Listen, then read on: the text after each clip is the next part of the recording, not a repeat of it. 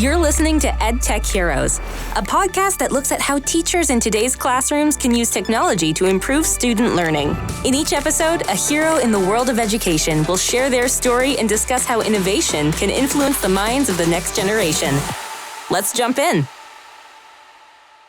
Hello, everyone, and welcome to EdTech Heroes. I'm Nef, and today's guest is Kyle Niemis. Kyle has more than a decade of classroom experience as a middle school science teacher and an EdTech coach, but he's also been a co-founder twice with both ClassroomQ and my EdTech Bundle. Kyle, welcome to EdTech Heroes. Thank you very much for having me. Oh, absolutely. I'm really glad that you're able to carve out some time. So I think that your story is so incredibly interesting because you started in the classroom and now you're in a place where you founded two different companies. Walk us through that. What was it like to go from being a classroom practitioner to now being on the other side of things as a founder? It's been a whole lot of me trying to figure things out. I'll tell you that. So from the beginning, I was a classroom middle school science teacher for 12 years. And that's where I started ClassroomQ. So I guess I'll start there if that's okay. So ClassroomQ is our tool that's been out for a few years now. It's like a digital hand-raising tool, simplest tool out there. And it started off with probably how most ideas start off with is we couldn't believe it didn't exist. So we figured we'd try to make it.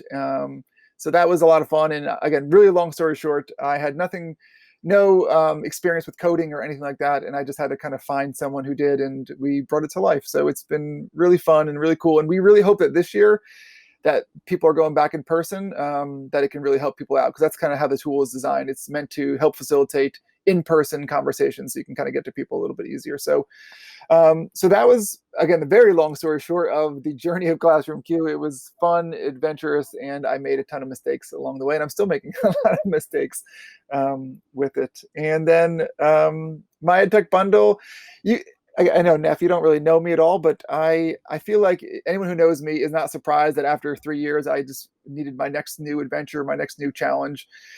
So I luckily found some good people, and we just launched my EdTech Bundle a week ago as we're recording this. This is early August. I don't know when you guys are releasing this, but we released it a month ago. So it's been fun. It's been a cool journey, and we hope that it can help people as well. Okay. So let's back up a little bit. Tell us, what does ClassroomQ do, and how did you come up with the idea for the technology? So what ClassroomQ does is it's like, I would say it's like a digital deli ticket system for the classroom. So for me as a teacher, I definitely had kind of a blended learning style where kids were on computers a lot, very much kind of self-guided. And my job most days was walking around helping students on the side. And what's really cool, Neff, I'm sure you're seeing this in education, is that's kind of where things are going, which is really great. There's a lot less people standing in front of kids talking to kids, and a lot more people talking next to kids, which is really, really nice with kids. So I spent a lot of days running around like a crazy person trying to help this kid and help that kid. So what our tool does is basically anytime a kid needs help, instead of them sitting there with their hand up forever, and then you're like, oh, I'll get to you now. Hold on 1 second. I'll be right there. They just click a button. It just says like, I need help. And it says like, oh, you're second in line, you're third in line. So hopefully they can get back to doing something. And you as the teacher can just kind of chip your way through the list, which is, again, a really simple idea. But it's been one of those like, wow, like I didn't realize how good this tool was until I used it for a lot of people, which has been really, really cool. And I will tell you, even 4 years in, I'm still amazed and so appreciative that people are even using a tool that we came up with kind of just from our brains. So that's what ClassroomQ does. Okay, got it. So it sounds like you noticed a problem. You started to engage in this new method of instruction where you weren't waxing poetic at the front of the classroom. And a necessary consequence of this is that students are really engaged in individualized learning and had questions at different times. And all of these hands are going up, and you're trying to figure out how the heck you're going to get to all of these students. And it became nearly impossible.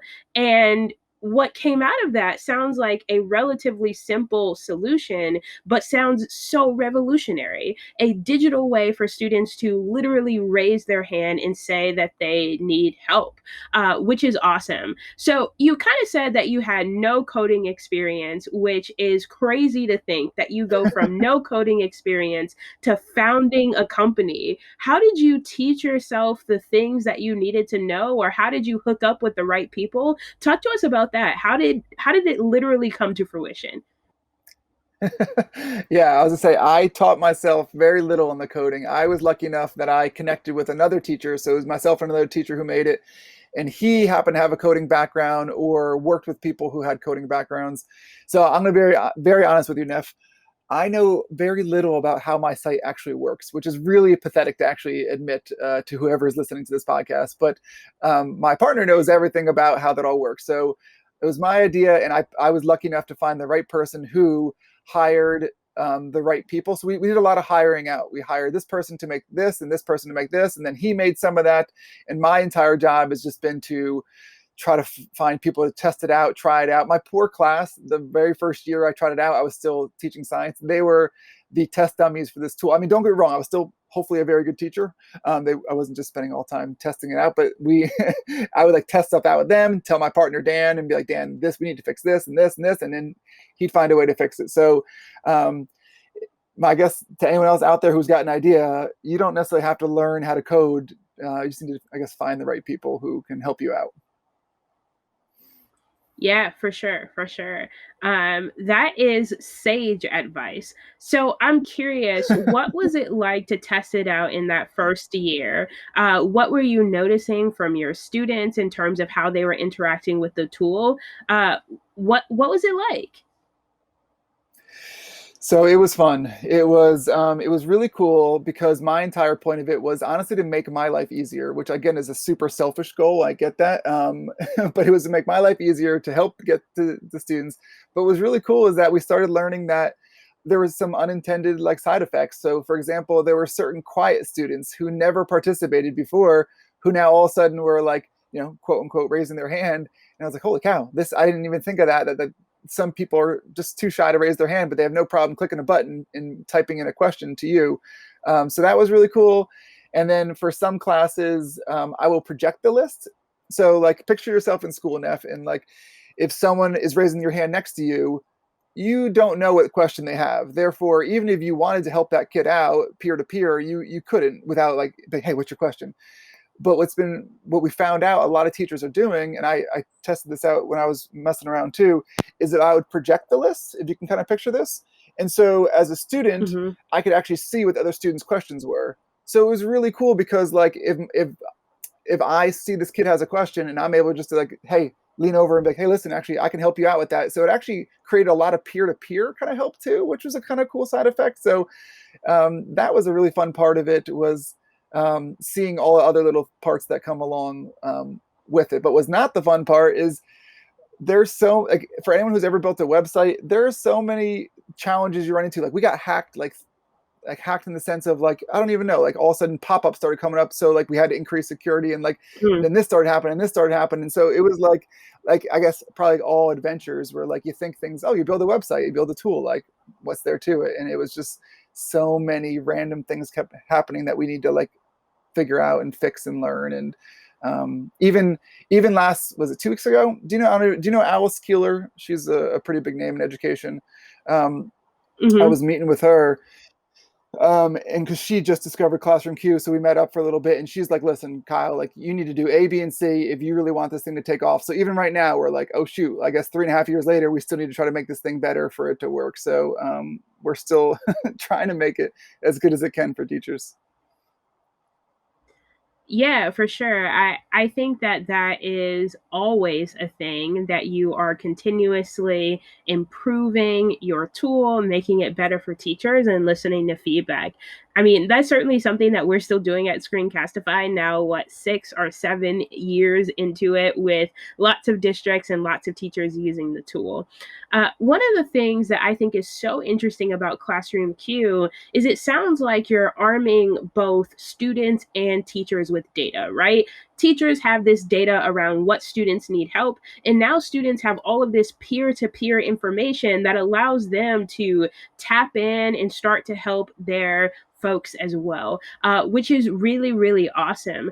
How do you think education changes when students have the ability to be able to help their classmates? That's a good question. I think it depends. That's my answer. I think it depends on the atmosphere of the class, right? I feel like I think it has the potential to be really great in this best case scenario where kids are like, oh my goodness, I'm kind and I'll help you and we'll be best friends. And this is going to be wonderful, right? But like I teach middle school and so many kids don't have that always right off the bat, right? Where they are ready and jumping to help other kids. So I think it can be amazing to have that information and data if kids feel comfortable with each other and ready to help each other and it feels like a safe space. Or it could be a nightmare where kids get made fun of because they don't know things and now it's very obvious what they don't know. So I think it could go either way, if I'm going to be honest. I think if it has the right atmosphere, it could be wonderful, but that's, I think, up to the teacher, and something that I try to do but don't always succeed at is trying to make my class a safe place for kids to help each other and ask questions. So I think it depends. Yeah, for sure. And I admire the transparency there, that there are so many things that could be great ideas, but could fail based on execution or a variety of different factors. If you were talking to a teacher who was worried about projecting questions on the board because of fear of bullying or how students might feel about that, what advice would you give that teacher? How do you foster classroom culture that gets kids excited about helping each other? That is a really good question. I don't know. I could tell you, for me, my strategy is to start off with very low risk things. So I would never project in the beginning of the year. I would try to make sure I get to know the kids a little bit better first and build my relationships, and then read the class. And I had a class I was able to project, and because it just had that feel to it. And there was a class I never did that with because it just I could never find a way to, I don't know, help those kids who, I don't want to call them mean kids. That's a really terrible thing to say, but kids who really struggled with, I don't know, opening up and not making fun of kids and making it a safe spot. But I think my advice, I know we do a lot of, they're called CPR, Circle of Power and Respect. I don't know. I'm sure they're called all sorts of different things, but our school has really bought into this idea where in the beginning of the year, you actually take time and make sure that kids know each other's names and among other things, but just basically taking baby steps, like making sure they know each other's names, which I know sounds like, again, of course my students know each other's names, but I can tell you, for me, I remember it was a terribly embarrassing, sad moment. It must have been like March, and a kid said something and they're like, oh, I was like, oh, go work with Peter or whatever it was. And they're like, who's Peter? And I was like, oh my gosh, what have I done? I haven't. And it made me realize, I think sometimes we just assume, oh, they know each other, and they, so taking actual time for them to get to know each other and share out very low risk things. And so if teachers are listening and listen for an example of a low risk thing, this or that is my favorite. If you ever just play that very simple game of like this or that, chocolate or vanilla or whatever it is, or, summer or winter, very simple things. And then of course you can make it more fun than that, but something like that versus an open-ended, like first day of school, like tell us who is your role model and who is your favorite, whatever, because then it could be scary and they can get made fun of. So this or that is is just an easy way to do it. Or I also love scale of 1 to 5. It's an easy way for teachers to build rapport in their classroom. It's the same thing. It's like, how much do you love playing soccer? Scale 1 to 5, because again, it's easy. A kid has to answer, and inevitably you get the goofball in class who says, 300 or 2.24, and like who keeps it light and fun. But those are just two really easy ways. If you spend 5 minutes here and there doing that, it helps to build a relationship. At least I have found that those are my two go-tos. For sure. And that makes a lot of sense, right? That we start with relatively small, lower risk ways to engage, and then build up to students frankly being a little bit vulnerable to be able to talk about things that they might need help with. I love this or that. I love this scale. That is something that I think a lot of people would be able to use in their classrooms. So we've been talking about ClassroomQ for a little bit, but that is not your only co-founder credit. You also have founded really, really recently My EdTech Bundle. So tell me a little bit about how you decided after 3 years that you had the capacity to start another company, and what My EdTech Bundle does. I don't know if I have the capacity, but I'm trying. So my EdTech Bundle, we are the first ever website where a teacher can bundle together multiple EdTech tools. So basically, it's a place where teachers can bundle together extended trials. So here's kind of what I'll tell you what we offer, and then I'll tell you why we even did it. Basically, what we offer first is it's myself and 2 tech coaches, and there's so much EdTech out there, and there's new stuff coming all the time. So it's really hard for people to know like what's good, what's worth trying. So we're hoping that first and foremost, what we offer teachers is a filtered out place of tools that we have tried, stand behind, and I think are pretty cool and quality tools. But then the second thing is we're telling the tech companies, listen, like in order to get on our site and hopefully we can get people trying out your tool, you need to give us access that a teacher could not normally get on your site. So for example, if you can get 1 month free of Pear Deck at our site, you can get an extra 3 months of Pear Deck or an extra 2 months of Book Creator or whatever it is. So teachers can go to our site because sometimes they try out things for a month and they really need some extra time with it or whatever it is. So what we're trying to give teachers is good tools that they can try for a little bit longer. And then what we're doing is letting them bundle them together, and we sell it for like super cheap. So right now, like a bundle of like 10 tools is $8, or you could pick 5 of your favorite tools for $6. So it's meant to be like very cheap way for you to get access to a whole bunch of really, really good tools. So that's what we do. And the whole reason that we started it, so it was because of my ClassroomQ background, and because every tool is out there like it's like a dog eat dog world. Everyone's like, oh my gosh, like I want the teacher to try my tool, and I'm going to email teachers, try my tool, and they'll try my tool, and they'll try my tool. And like, it's so ridiculous. Honestly, I was like, there's nowhere out there for the most part that tools are working together in any capacity to be like, I don't know, like let's partner up. Let's help some teachers out by working together. And I feel like everyone is just every man for themselves. And I didn't like the feel of that. So that was kind of the goal of it all, was there's gotta be some way we can, I don't know, help tools work together, help teachers filter out some stuff and make their lives easier. So that's what we're hoping to do. And so far, the feedback has been positive, but I have no idea if this is going to be an amazing, cool idea. It's going to help people out, or if there's a reason that this doesn't exist yet. And I suppose we will find out. But of course, I'm hoping that we can really help some people out. For sure, for sure. What an attitude of let's just figure it out if this is going to be a massive success or a massive fail. I admire it. Yeah. And it sounds like My EdTech Bundle is fulfilling a need, especially as folks have access to more technology than they ever have before. They now have an opportunity to try out different tools and understand what might make sense for their classroom. So, talk to me a little bit about how teachers use My EdTech Bundle. So, we know that they get access to tons of different tools for a really, really low price, which is awesome because teachers obviously need low cost tools. But then, what happens after teachers get access to tools for the month, the 2 months, or the 3 months? What's next?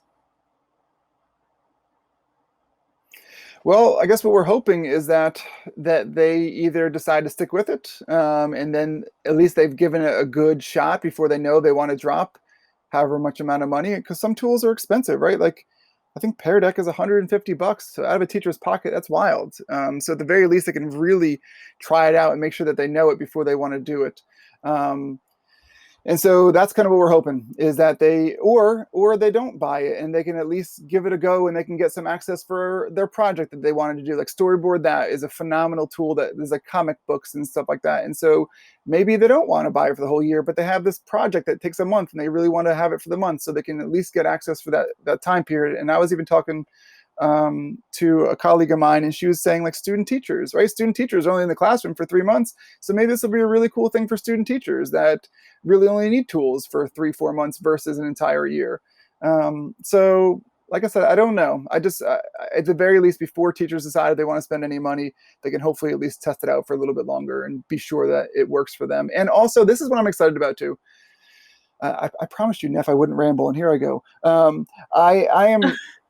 I'm really excited because we have some small tools on there that a lot of people probably don't know. Like Spindle is kind of a brand new tool. Go Think Tech, and there's a lot of I've connected with a lot of people just like me for ClassroomQ who are like, hey, it's just myself, another teacher. Like, we made this cool tool. We want to see how it goes, and so I'm really excited to help them get their word out a little bit. So I'm hoping that teachers are able to find some of these brand new tools they've never heard of, that they probably would have never found anywhere else. So I'm really excited to give them a little bit of exposure and let teachers know some new cool tools that are coming out now. Yeah, totally, totally. And one of the things that you said that I think is so true and we hear all the time is that there are tons of tools and tools can be expensive, especially if we're talking about coming out of a teacher's pocket. And we've tried to eliminate some of that need here at Screencastify by making our tools free or giving out a free version of those tools. But sometimes that is not ubiquitous across everything that a teacher might want to use. So I am curious, what are the steps of evaluation when a teacher is deciding whether or not it might make sense to spend their own money on a particular tool? Are there any sort of questions or frameworks that you would recommend to determine if something is working and worth it or not? I honestly, I don't. I think that's going to be up to the teacher. I just think that as a teacher, those tools that either make your life way easier or they make your class incredibly worthwhile or incredibly fun. And you feel like you need it. But I also think it depends on your financial situation. I know for me, I spend money on only one tool every year. And that's it, just because I feel like I can't bring myself to spend more than $100 on EdTech every year. So I think it depends on what really fits your need. Yeah, certainly, certainly. And I think that financial situations are going to vary not only for individual teachers, but for the support that they might get from their schools or districts. But I would venture to say that you did just come up with a criteria there of, does it save you time as an educator? And does it improve the lives of students by making things more fun, more educational? And those are at least two places to start when evaluating tools. And the questions that we might ask beyond that are going to vary educator by educator, but those are two pretty good places to start. What do you think? I know that both ClassroomQ and my EdTech Bundle that you've been working on collectively for years are the result of struggles that you experienced in the classroom and observations that you made. So now I'm curious, what does a Kyle Niemis classroom look like? We know what a Kyle Niemis company looks like, but what does your classroom look like?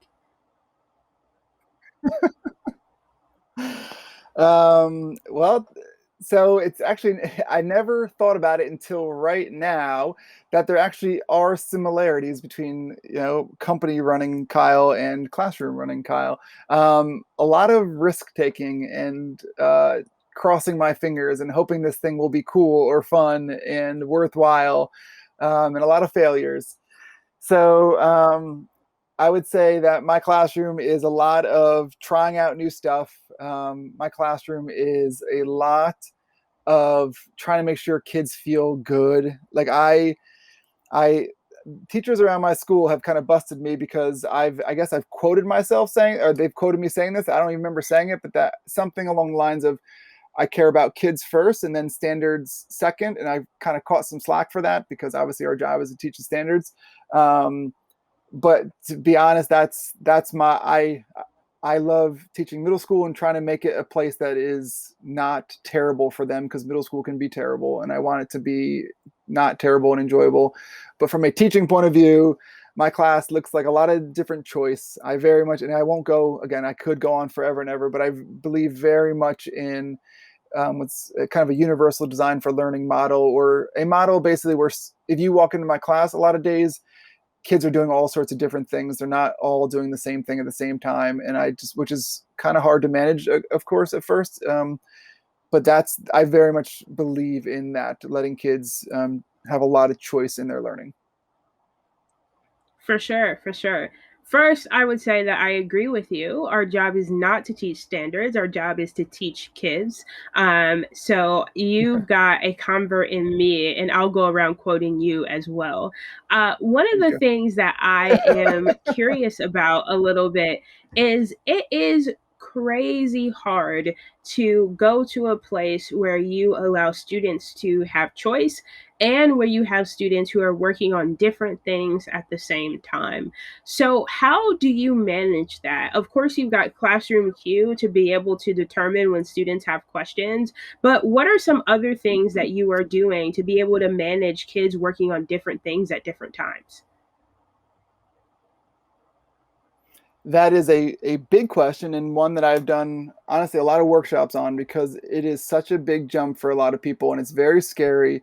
And I guess I'll say to you, it took me years to get to a place where I've put in so many little structures to make sure it works. So it's almost like, I think, to have a class that have a class that almost looks disorganized, you almost have to be more organized than ever before, with a lot of different things. But I know I will tell you, just to really help you guys out, Screencastify, is that the whole journey started to me with video lessons, and giving kids choice there. So if I can give, I guess, advice to teachers who are looking for choice or video, to me, when I recorded a lesson of myself versus stepping in, I used to teach in front of the class and lecture, I think, like a lot of teachers do.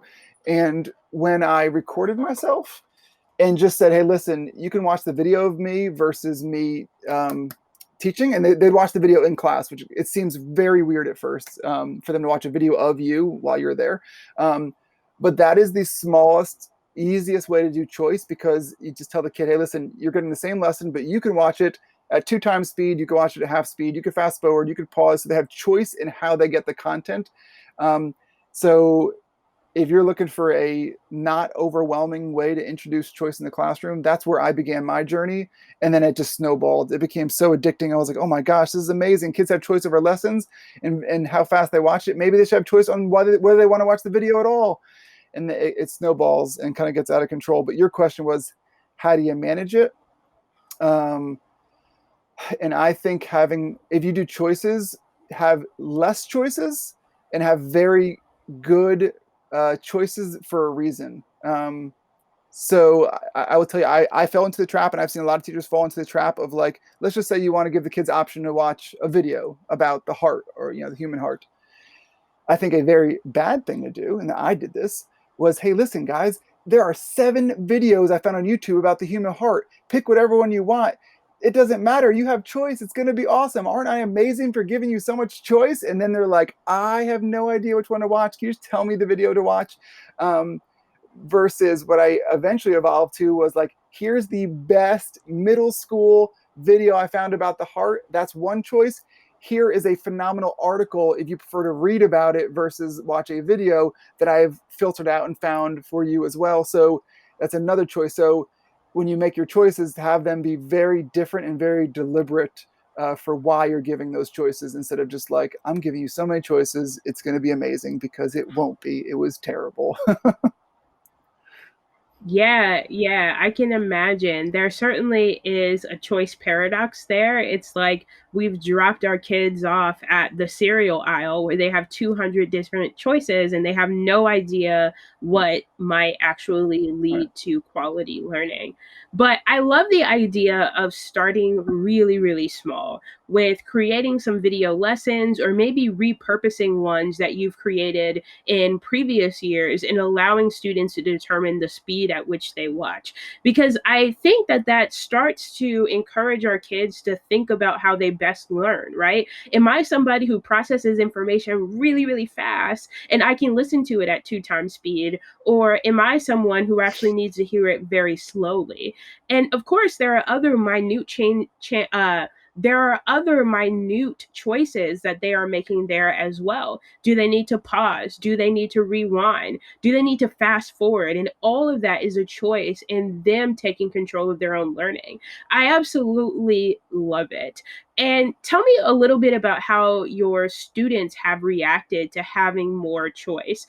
Do you get any feedback of them saying, wow, Mr. Niemis, I love this, or I hate this? What is that like? So, by the end, I will say most people seem to really enjoy it and they appreciate it, but it takes time. And I always tell the parents this on back to school night. So I always say, like, learning in my class is very exponential with the curve. Like, September and October is a disaster in the sense of how much they're learning, because I purposely, like, tell them, like, okay, try to watch the video fast. Hey, try working with a friend. Try sitting on the ground. Like, I want them to really experiment, like, with all different ways of learning, and they fail a lot in the beginning, and that's on, that's really what I try to make happen. And so in the beginning, there are some kids who are like, this is terrible. Like, why can't you just tell me the information I need to learn? Like, why are you making me figure out how I like to learn?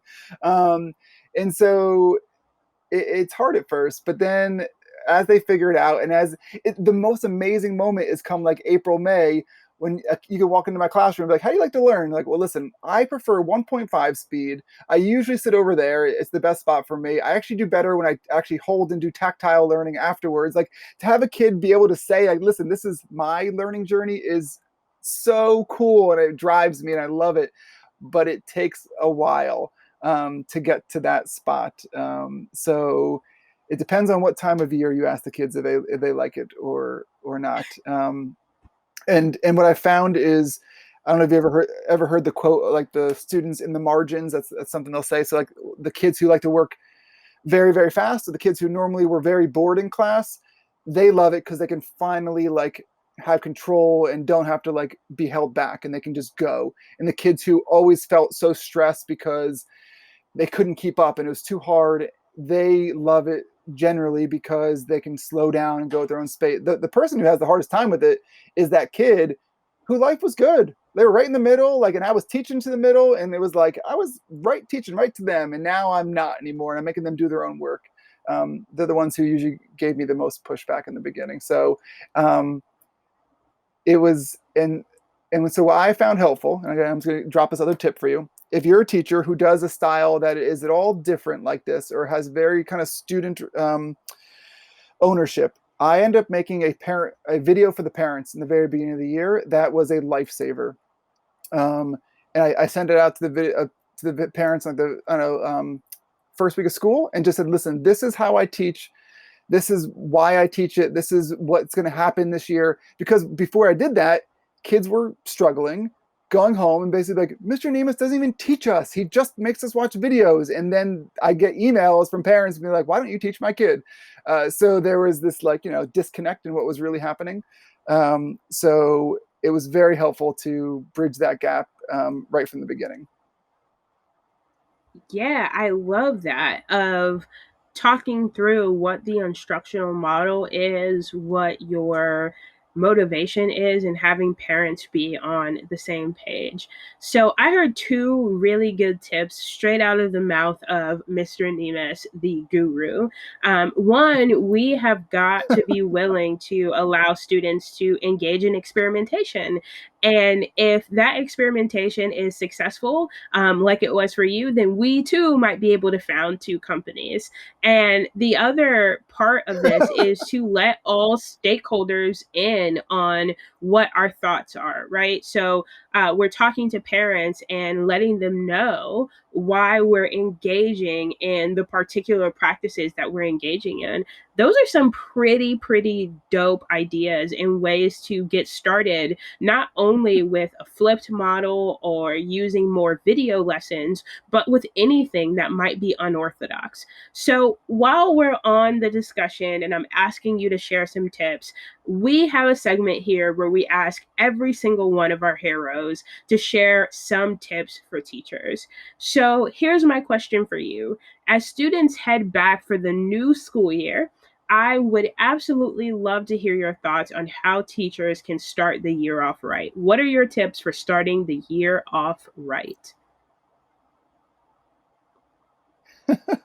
Well, Neff, again, in full transparency here, you told me you were going to ask me this, and I told you this is the question I felt least qualified to answer on this entire podcast because I've been out of the classroom for 3 years, and I am going back in myself for the first time in 3 years, and I am nervous, excited, and have no idea. So for me to give teachers who've been in it for the thick of things tips on what to do is hard for me to do. But I will tell you my plan. My plan is to listen as much as I can to other teachers as far as like being really open to hearing their ideas and what worked and what didn't work, but also listening to the kids. Like I am more than ever going to do everything I can to get a pulse on the students because some of them haven't been in the classroom for a year and a half. And I don't know if they're going to be excited about that, scared. I don't know. So my plan is to ask a lot of questions of the kids and listen as much as I can and do everything I can to meet them where they're at. And but I don't know if that's a good tip or not, but that is my plan, is to ask and listen and try to figure it out as I go, like as is the theme of all my life in classroom, and everything is figured out as I go. I think that's an amazing tip for anything in life. Stop, ask, and listen. And I think that you are entirely correct that students might have way more insight into how they learn because for lots of them, they have engaged in instructional practices that somewhat mirror what you were trying in your classroom years and years ago, where they were watching videos, they were in charge of their own learning, and now they have all of this new information that they might be willing to share with us as educators in terms of how they learn, what they need, and how they are going to be successful. So I absolutely love that tip. We'll take it. We'll call the tip heroic. So before we get out of here, I have got to ask, for teachers who are listening and they are really excited about establishing a queue of questions with ClassroomQ or checking out multiple EdTech tools with my EdTech bundles, how can they learn more?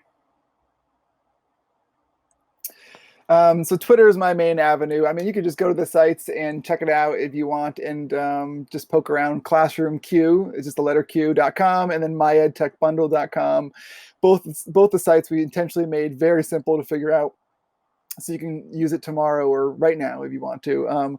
But on Twitter is where I'm at. So it's Kyle Niemis, KyleNiemis. And please, I have direct messaging on for anyone, whether you follow me or not, because I really enjoy hearing people's thoughts, questions. So if you have questions about ClassroomQ, my EdTech Bundle, you want to give it a go and give us some feedback, I'm always open for listening and trying to make these better. So please reach out with anything. All right, that is quite a offer for listeners that anyone can reach out and ask questions of using ClassroomQ, using my EdTech Bundle, or potentially even attempting to structure their classroom in the way that you have some years ago. Kyle, I really appreciate you joining EdTech Heroes. And teachers, be sure to visit ClassroomQ.com and myedtechbundle.com to learn more about the EdTech tools that can make a huge impact in your classroom. Again, I'm your host, Neff, and we'll see you next time. Thank you for listening to this episode of EdTech Heroes, presented by Screencastify.